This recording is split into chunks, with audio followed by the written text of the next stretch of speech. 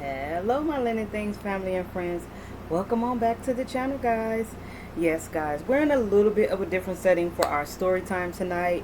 I just didn't feel like going through too much, so we're going to do it here at this setting, but it's going to be just the same. We're going to be doing our next chapter of our book that I am reading, Cicely Tyson, Just As I Am.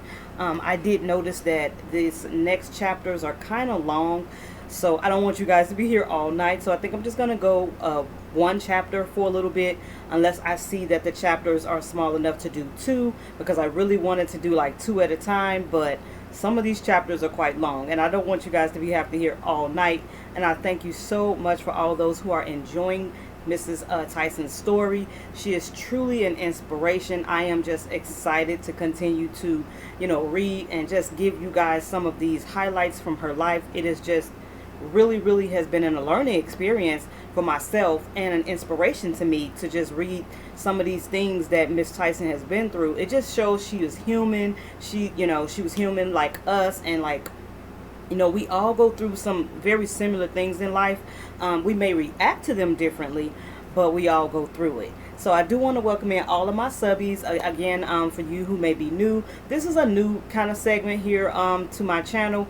I do believe we may be on part 7 now, so there are there are chapters 1 through 10 that are already done. So if you're new here and you want to, kind of have like that audio book feel, please go back. I do have the playlist. I will try to put it in an iCard in this video for you guys, so that you can just click on the iCard and you can go to the playlist and you can go back and hear the book from the very beginning.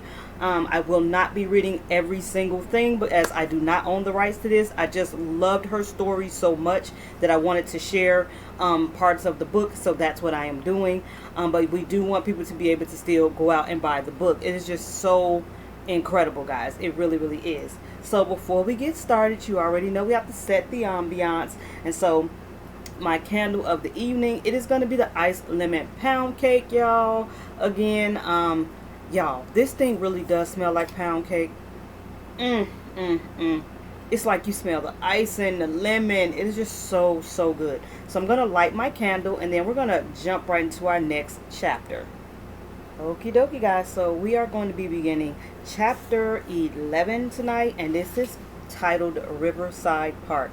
So remember, go ahead and enjoy this reading however you like. If you're this is your quiet time and you just want to listen to something nice, this is a quite perfect time to listen to this book. Or if you just want to play me in the background and you're doing your house chores or doing some work, and just however you want to listen to this, please get as comfortable as you like. Get you a drink, get you a snack if you want to, and let's jump right on into our next chapter, guys. So, Riverside Park. Miles Davis could play that horn, I tell you. Blew echoes of his brilliance right down through the centuries. That trumpet was his voice. In every riff and timbre of Kind of Blue, his 1959 album, you can hear his longing, feel his sorrow between the notes.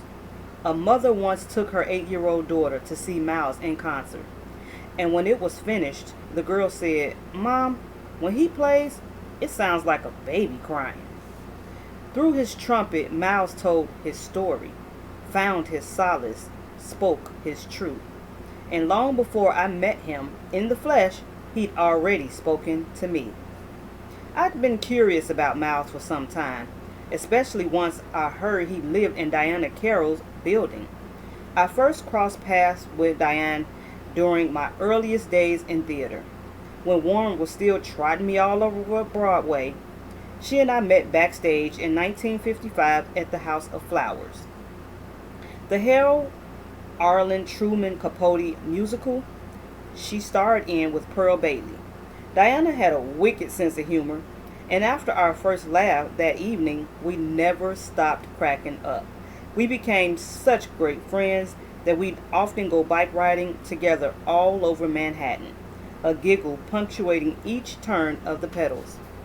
When I stopped by her apartment on 10th Avenue, she mentioned that Miles and his wife, Frances Taylor, the dancer, lived on her floor. Diane and Frances were close, so she knew all about him. The good, the bad, the genius and the drugs, the roving eye and the running around. She never let me go without telling me how talented he was. Why does he play with his back turned to the audience? I asked. Around town, I'd heard others remark that he seemed arrogant. Who knows, child, Diane says. I thought I'd show up at one of his concerts and see for myself. Miles was playing at the Lewison Stadium, the West Harlem Amphitheater, where so many of the greats had performed. There in 1952, Marian Anderson, alongside the New York Philharmonic, lifted her contralto to the heavens. Ella Fitzgerald, Louis Armstrong, Leontine Price, they all came through Lewison. I took the number 1 train up to 137th Street and found my way to the back of the open-air stadium. I had no intention of Miles seeing me. I climbed up to the last seat in the last row so I could take in the scene widely. Observed Miles and his quintet from afar. There he was on stage, short fro, sculpted cheekbones, skin so velvety dark that it almost looked unreal. And boy was he sharp. Brooks Brothers blazer, coolness personified. He blew that horn with such tenderness, such passion that it gave me goose pimples, the way it still does. He indeed turned his back to the audience. Years would pass before I understood why. When the concert was over, I got back on the subway, returned home, and thought little more of him. Until the day, months later, when Miles showed up at Diane's apartment while I was visiting her. Diane and I were sitting in her living room laughing and carrying on as usual when we heard her front door kind of creak open. "Diane," said a raspy voice from down the hall. Before either of us could move, Miles was still in his housecoat, had rounded the corner. He was holding a measuring cup in his hand. "I need some sugar," he said. Miles, Diane had told me, was quite a cook. As Diane nodded and rose, Miles stared over at me. "Who's that?" he asked. "That's Cicely Tyson," Diane said, chuckling. He never said a word to me. Once he had his sugar, he went on about his business. Sometime in 1965 is when I spotted Miles on a bench in Riverside Park. By then, I had moved from my place with Thelma up to 74th Street on the west side. Miles lived nearby, in a brownstone, at 312 West 77th Street. He and his close friend, Corky McCoy, the illustrator, were sitting side by side on that bench that morning, talking in the sun. I spotted Miles before he saw me and decided I would sashay on by. A few months later, I saw Miles again. Same bench, same park, same glimmer in his eye as I strolled past. This time, he at least started out right by addressing me by my name. We chatted briefly. He was just back from playing in San Francisco, I think, and I asked him about his time there. Just as I was wishing him well and turning to leave, he said, "Why don't you come see me sometime?"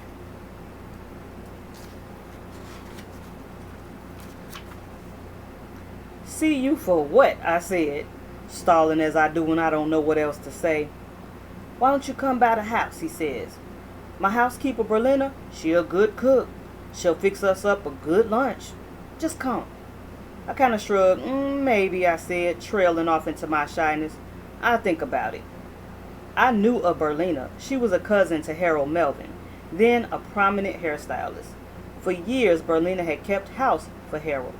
And when he heard that Frances had fled the marriage in 1965 and moved out to California, and once they had split, they never reunited, Harold sent his cousin over to take care of Miles. Around then, I got an earful from Diane. Miles had apparently overdosed while he was in California, and he was found unconscious in a gutter. The friends who discovered him had cleaned him up, fed him, made sure he got plenty of rest, and then sent him back to Berlina's care in New York. On the day he invited me to come see him, he didn't look like any drug addict. He was a shiny new penny, black as me and then some. bright and glistening as the sun kissed his forehead. He didn't appear to be someone who had known such troubles, and I couldn't imagine he'd ever hurt a woman. Miles invited me to come over and have lunch with him and his cousin. I told him, and he laughed. "I don't know about Miles," he said, "but you'll love Berlina." That was enough to slow my stride for another couple of months. I then ran into Miles again, this time on the street late one afternoon. I was walking up to my apartment when I heard footsteps behind me. I swiveled around. "Oh, this is where you are," he says. "What are you doing here?" I said. "I just wanted to know where you lived," he said, laughing. "But you wouldn't tell me." He asked to come in, but of course I wouldn't let him. So we sat out on my front stoop and we talked for the longest time, until by sunset he had persuaded me to come by and to have that lunch with him. Soon after, I finally did. Berlina, a plump black older woman, answered the door. "Come on in," she said, arms all outstretched as if I were one of her own.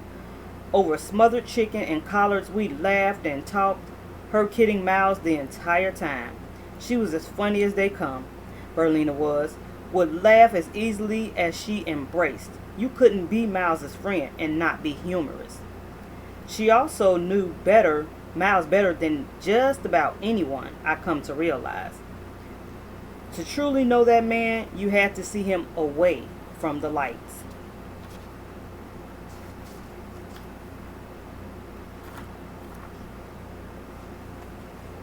When the world speaks of Miles, the legend, they have no idea who the man really was. The Miles that I knew was sensitive and ailing, bruised by the hurts this life metes out. With trembling lips, he told me of the years during his childhood in East St. Louis, when he had been called Blackie by his friends and even some of his family, gazed down upon as a nobody, rendered invisible by his dark hue. He told me of a time at age 13 when he had been seduced by a grown woman, forced into his first sexual encounter with a friend of a relative. He spoke of the years when his father, a well-to-do dentist, had wanted him to follow in his career path, until a teacher who had recognized Miles's gift intervened. "Forget it. Lil Davis is not going to be any dentist," that teacher told Miles's father.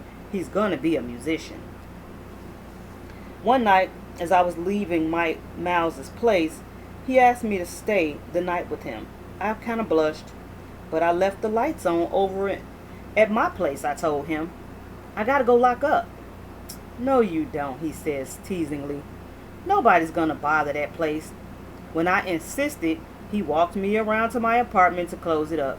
He then led me back to his place, pulled me close, and for the very first time, we made love. It was beautiful.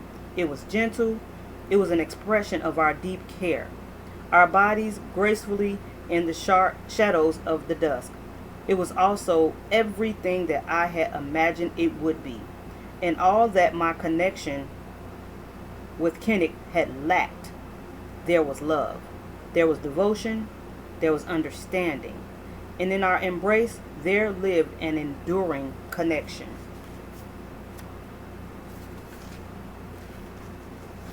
By the time I met Miles, my career had taken root. Warren had introduced me to the theatrical world, and my role in Vanette's production widened that world's scope and sphere. Every year in those times, directors pulled together a variety show including some of Broadway's powerful scenes, a festival to showcase up-and-coming actors.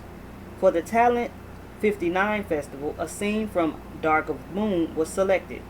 My castmate Hal DeWint and I were chosen to perform. I was absolutely blown away by the experience. Everybody in the theater world, it seemed, was there to see us. And because of the exposure, my phone started ringing. "Can we get Cicely Tyson to come in to this audition?" they'd asked Warren. Things were happening. Boy, and I could feel the shift in the air, the electricity. I'd do a little part here, another there, and then before I could finish, there'd be more requests. "We want Cicely Tyson." Honey, the moment I heard, I was down my apartment steps and out of there. I'd sometimes go to 3 auditions in a day. I can still feel the exhilaration of that time. I tried out to portray a girl from the slums in a film called 12 Angry Men, a courtroom drama starring Henry Fonda. "You're too chic for the role," I heard from the casting director. That was my cue to go regroup.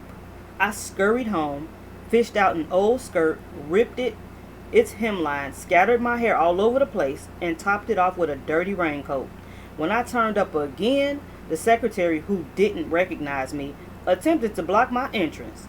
But once I got through to the casting director, I read the part again and was hired on the spot. Around that time, I was also called in to audition as an understudy for the intrepid Eartha Kitt as Jolly Rogers in the play Jolly's Progress. I landed the role, but I never performed. Still, it was thrilling just to be there, alongside a star who played veteran to my rookie. Eartha never spoke to me or even glanced in my direction, and no way would I have approached her. So you can imagine my surprise when I overheard her on the phone in her dressing room. "Who? Cicely?" she said. "Oh my goodness. She's a fantastic actress. You could have tipped me over with a feather." I didn't think Eartha even knew my name, much less regarded me as talented. During this whirlwind of opportunity, I had moved to the Upper West Side. In many ways, I and a handful of other black artists integrated that neighborhood. Eartha Kitt, who was already there when I arrived in 1960, added one of the first dabs of color. After I settled into my place around 74th, Diane came to visit and loved the area. She was married then to Monte K, the music entrepreneur and agent, and the two of them moved around the corner from me, near 70th and West End. Then Harry Belafonte, who was being managed by Monte, moved a few blocks north of their place. Brock Peters of To Kill a Mockingbird fame soon followed. So did Lena Horne, who had moved into the same building where Harry lived. And by the way, it was Harry Belafonte's hit 1957 song, "Mama Look a Boo Boo," that led to another one of my nicknames. I loved the tune, and when Emily's youngest daughter, Verna, would come toddling over to me, I'd call out, "Boo, boo." She assumed that was my name and began calling me that. And now 3 generations of Tysons know me as Aunt Boo Boo.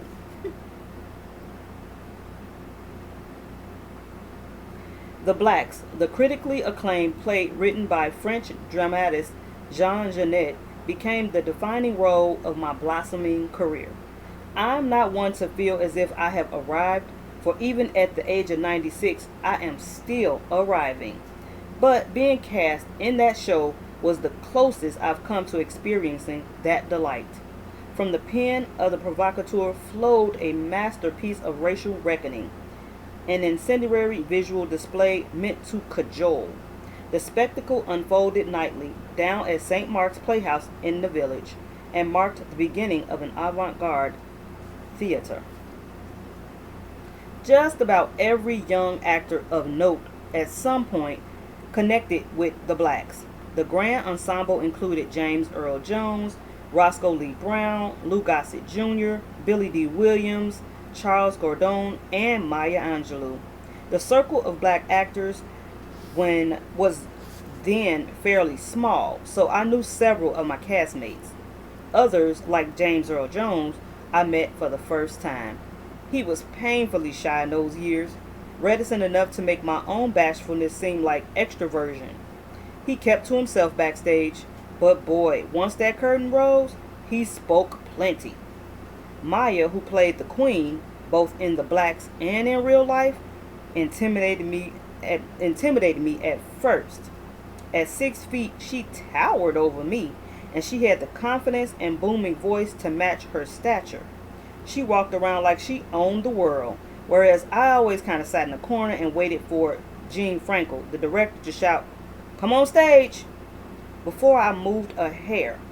And at the read-through for the show, I first spotted Maya alongside Abby Lincoln, the actress and jazz vocalist, who was also in the cast. Maya and Abby were quite close then, before they later had a falling out. Recalling it brings me to tears because they had been such good friends. Maya was larger than life, a force of nature, and every other cliche inadequate for capturing her essence. Over the years, we'd often debate about when we met, with me insisting it was during the blacks. No, I met you 2 years before that, she claimed, but she could never recall where. You are the one friend I have known the longest. I denied her recollection, and back and forth we'd go. It didn't matter to me when we met, because we became so close. Maya was many things to many people, but perhaps one of her greatest roles was that of a hostess. That woman's house, then at Park West Village near 100th Street in Columbus, was always full. She seemed to know everybody, from Duke Ellington to James Baldwin, as well as scores of artists she had connected with through the Harlem Writers Guild. I was precisely the opposite. Once I retreated into my apartment after a show, my home became my haven. I don't know how you have any friends, my mother would say. You never have anybody over. I didn't need to. I did plenty of socializing in Maya's. My friend Roxy Roker, who in the Blacks eventually replaced Maya as the queen before going on years later to play Helen in the TV sitcom The Jeffersons, was often over at Maya's. Roxy and I clicked from the very first hello. She's also Caribbean. Her father was from Andros in the Bahamas. And when we would get together, we'd yammer back and forth in a heavy West Indian dialect. It was very funny. The Blacks cast did everything together. We dined, drank, gossiped, and even traveled with one another. One summer, we were invited to perform our show at a festival in Venice. My first time in Europe. I loved Venice, but my eagerness for adventure lured me beyond. Why don't you just stay here? Roscoe asked me. You can stay, I told him, but I'm going on. I took the train to Rome and then to Munich. Lex Monsoon, who played the bishop in The Blacks, came with me. Lex hopped off in Germany, but I boarded a sleeper train to Barcelona. I found it thrilling to be on the road by myself, wandering and wondering as I had done in childhood, taking in the smells and the sounds and the rich history of each passing city, storing away the experiences in that place where I keep all my sense memories. I relished my time in Spain in particular. Having grown up in an integrated neighborhood that included Puerto Ricans, I enjoyed the warm spirit of the Latin culture. The Spaniards greeted me with open hearts. Home in New York, the crew got back to talking smack. On most nights after the show, a bunch of us would gather at Sardi's, an Italian eatery on West 44th Street in the theater district. Child, we talked about each other like dogs. If you weren't in attendance on a particular evening, boy, you can be sure you were being badmouthed. Everybody gathered there, even those who weren't in the show. Lon Elder came through a lot. So did Diane Sams, Bobby Hooks, and of course, Diane and Sydney. That show not only kept us employed, it also kept us laughing. Those were some fun times. Everybody, especially me, knew that Sydney and Diane had eyes for one another. The two of them went to France to work on a movie, Paris Blues, in 1961. And while they were there, they must have forgotten that they were both married. From the beginning of their relationship, I never believed Sidney would leave his wife to be with Diane. But next thing I knew, Diane was divorcing Monty so she could be with Sidney. She even bought a place and furnished it, waiting for him to come. But he never did. She set that record straight herself in her own book, titled The Legs Are the Last to Go.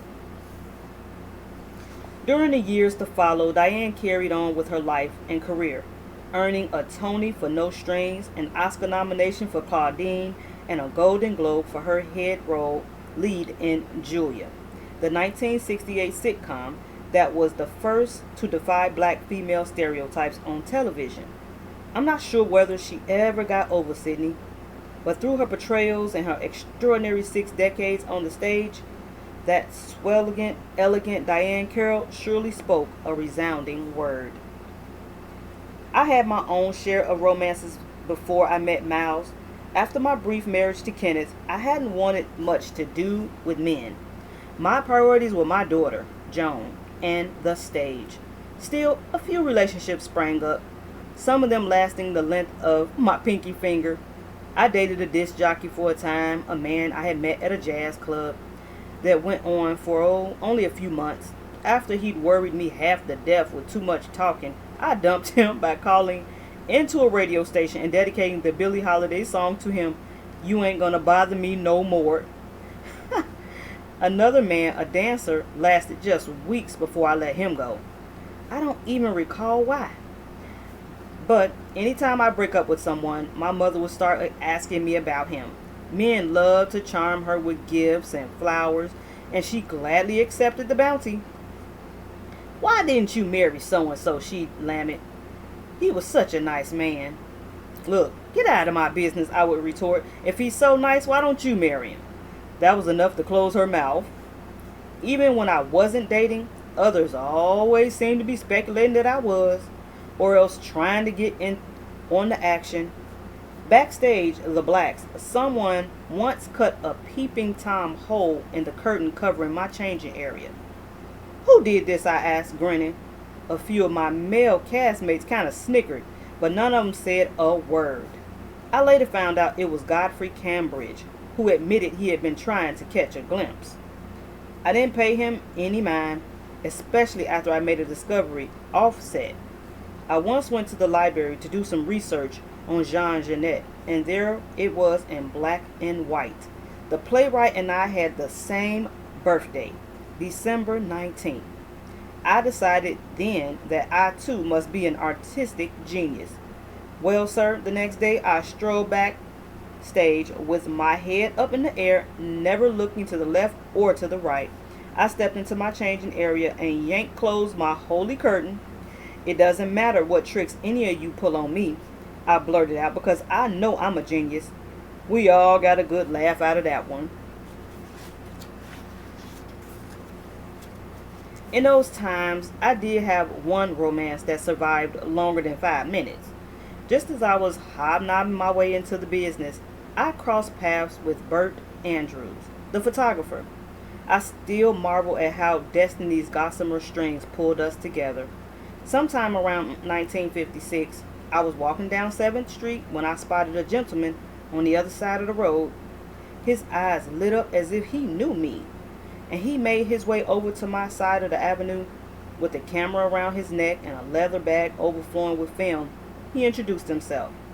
"Miss Tyson, my name is Bert Andrews," he said, extending his hand. He was working for the Amsterdam News at the time, he explained. But once he had worked with the photographer Chuck Stewart, who had photographed me for the cover of Our World. "If you ever need some more photos for your portfolio," Bert offered, "I'd be happy to take them." The whole time he spoke, I stood there staring and thinking, where have I seen this face before? I couldn't place him. And suddenly, as he was leaving, it came to me, clear as crystal. This is the man from the wedding. Several years before, I had attended a wedding with my family. I was seated at a table with my mother and Emily enjoying the meal and the celebration when a man walked into the ballroom. He was there to take photographs, and a host greeted him. I was so taken with this man, the kindness in his expression, the depth in his eyes, the gentleness of his manner, that I could not look away. That is how arresting I found his face. The two of us were never introduced that day, and moments after he arrived, he disappeared into another room to take pictures of the wedding party, I'm sure. And here he was a decade later, as drawn to my face from across a street as I had been to his. Isn't that something? I told him what I had recalled, and after a round of amazement, he handed me his card. "Give me a call when you're ready," he said. "It would be my pleasure to photograph you." Bert began shooting me, and eventually we started seeing one another. We were two young strivers, he poring over photos in his dark room in the wee hours after midnight, me making relentless rounds to build my modeling career. And was that commonality of dreams, as well as the warmth I first recognized in him, that our relationship flourished, both personally and professionally. After I landed the lead in Dark of the Moon, Lynette said to me, "I need a photographer." "I have one for you," I told her. Bert came to a rehearsal and met my mentor, and after looking through his portfolio, she hired him. In the years to follow, Bert became the foremost photographer of black theater. His work featured in a book I cherish and still purchase by dozens, In the Shadow of the Great White Way, Images from the Black Theater. The 1950s and 60s were a momentous era in black theater, and through his wide lens and open heart, he captured and memorialized all of it. Bert and I dated for a few years, and even once life moved us on, we remained good friends. "What happened to Buck?" my mother would ask, of course mispronouncing his name. "He was such a nice man." I just smile and shake my head. I saw Bert frequently around the business, and while I was in the blacks, he once came by to show me some photographs that he had taken. During the show's run, I'd sometimes stay at the Hotel Albert down on 10th Street and within walking distance of St. Mark's Playhouse. Bert met me there, and we looked through his shots. He noticed a review I had just clipped out of the New York Times. The piece was about Paul Marshall, the renowned Barbados-born writer, in 1959. She'd penned her first book, Brown Girl, Brown Stones, a novel about a Trinidadian immigrant family eking out an existence in 1940s Brooklyn, while confronting the dual scourges of racism and poverty. "Someday they're going to do a movie of this book," I told Bert, "and I'm going to play the lead character." Between Bert and Miles stretched a long canyon, one filled with no serious romance to speak of. The loves of my life then were Joan, who I kept at my side whenever I wasn't working, and the stage. I dated kind of here and there, of course, but had no intention of marrying, not in the years when I was building my career. My friend Roxy went a different way. When we weren't cutting up over at Sardi's, Roxy and I would sometimes meet at the Carlisle, near 77th and Madison. During her run in the blacks, she began dating Cy Kravitz, then a news producer at NBC. "I've got something to tell you," she said one evening when we met for dinner. She smiled and I said, "What?" leaning in. "Cy asked me to marry him," she says. My eyes widen. "Oh, really?" I say. She nodded. "Well, my guy hasn't asked me to marry him," I said with a smirk. "So you better hurry up and marry that one." I, of course, had no desire to tie the knot then, nor do I recall whom I was even seeing. Yet I was thrilled to witness the joy on my friend's countenance. Roxy and Cy indeed married in 1962, and soon moved around the corner from me on the Upper West Side. 2 years later, they welcomed their son, the little Lenny. Lenny Kravitz is my beloved godson, and I'll tell you, I am so proud of that man. Years later, when Lenny was grown, I was still living on 74th Street. I heard some loud music in Riverside Park, and I opened the door to the terrace and spotted a group out there carrying on. So I put on my shoes and went down to see what all the commotion was about. As I entered the park, there stood Lisa Bonet, Lenny's wife at the time, and then playing Denise Huxtable on The Cosby Show. "Miss Cicely," she says, and she hugged me. "What are you all doing out here in my neighborhood?" I asked. "We're cutting Lenny's record," she told me. When I made my way back upstairs, I called Roxy. "You hear all that noise?" I said, raising the phone receiver out to the terrace. "That's your son and daughter-in-law making all that noise in our neighborhood." We both just fell out laughing.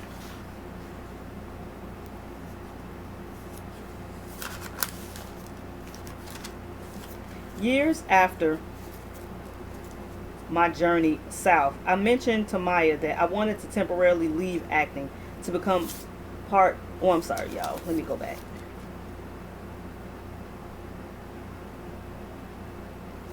During the 1950s, I took a road trip with a friend of mine, a musician by the name of Eddie.